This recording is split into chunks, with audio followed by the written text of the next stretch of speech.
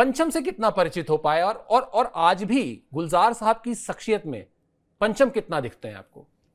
बहुत। और मुझे लगता है कि इसमें कोई दो राय नहीं है कि गुलजार साहब के गानों का जो मामला है 70s से उठ के जो आया है, एक बंदनी का मामला है, मुसाफिर का है, आशीर्वाद का है, वसंत देसाई हैं, सब लोग हैं, गुड्डी है।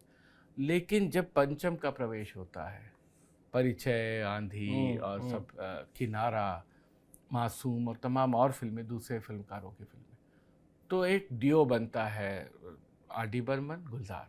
ये बिल्कुल वैसा ही मतलब एक समीकरण है जिस तरह से शैलेंद्र और शंकर जयकिशन है, हसरत जयपुरी और शंकर जयकिशन है, शकील बदायूनी और नौशाद है, मजरूह सुल्तानपुरी और एस.डी. बर्मन है। बिल्कुल वो कॉम्बिनेशन बनता है, मित्रों की तरह, भाइयों की तरह।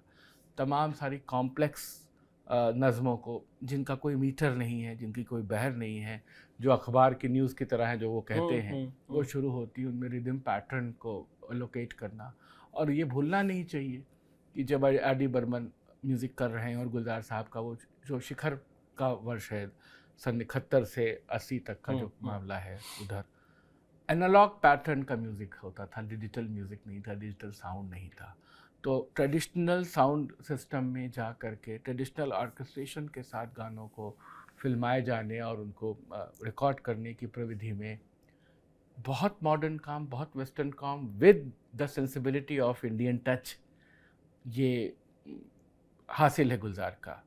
बीती ना बिताई रहना, बिरहा की जाई रहना, क्या बात में जो बात है परिचय में, या धन्नों की आंखों में है रात का सुरमा और चांद का चुम्मा, ये आप देख लें। या बिल्कुल तुझसे नाराज़ नहीं ज़िंदगी, हैरान हूँ मैं आ जाए, किनारा का तो गाना ही अमर है, नाम गुम जाएगा। तो मुझे लगता है कि ये दोस्ती का मामला है। उन दोनों के मित्रताओं के दो बेस्ट एल्बम, इजाज़त और लिबास, आप देखते ही हैं, एक लता जी का पूरा एल्बम है, एक आशा जी का पूरा एल्बम है। और मुझे लगता है कि आर.डी. बर्मन भी अपनी सेंसिबिलिटी वहाँ से लेके आते हो, बंगाल स्कूल ऑफ थॉट से, जहाँ एस.डी. बर्मन है, जहाँ पे रास बिहारी मुखर्जी एवेन्यू में वो मेलोडी दुकान है, वो अली अकबर खां, विलायत खां के साथ बैठे उठे हैं, क्लासिकल म्यूज़िक समझा है, पिता के लिए ऑर्केस्ट्रेशन का काम किया है, गाइड जैसी फिल्म में, तमाम सारी फिल्मों में उन्होंने साथ दिया है। तो वो पहले से कढ़े हुए हैं।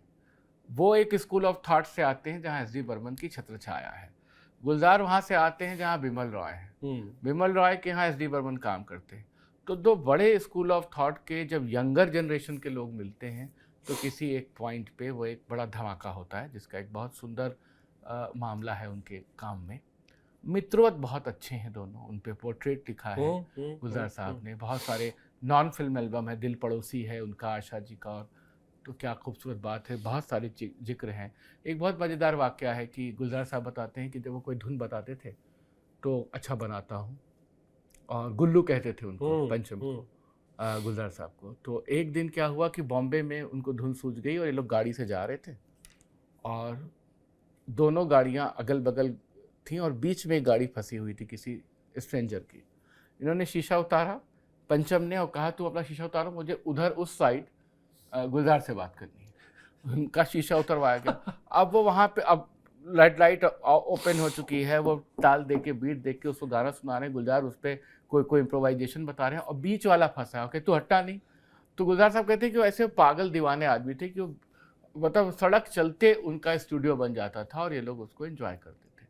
और कभी भी, और ये एक बात गुलजार साहब ने बहुत सुंदर कही है, बहुत मार्मिक, की जब भी कोई कॉम्प्लेक्स ट्यून बनाते थे जो पॉपुलर जॉनर से, क्योंकि ये भी देखना है गुलजार जिस समय फिल्में बना रहे हैं उस समय कैसे लोग फिल्में बना रहे हैं, कैसे पॉपुलर लोग, मनमोहन देसाई, रमेश सिप्पी, यश चोपड़ा की फिल्में आ रही हैं। और जब आर.डी. म्यूजिक दे रहे हैं उस एरा में तो कौन लोग दे रहे हैं, कल्याण जी, आनंद जी दे रहे हैं, लक्ष्मीकांत प्यारेलाल दे रहे हैं, बप्पी लाहिरी दे रहे हैं। उसके बीच में अपना एक क्लासिसिज्म नोटिस करा के रखा। तो जब भी कोई कॉम्प्लेक्स धुन बनाते थे तो हमेशा इस बात का ध्यान रखते थे, कहते थे कि ये धुन तो पक्का गुलजार की फिल्म में इस्तेमाल होगी। मतलब ये आश्वस्त रहते थे कि ये वो ले लेगा।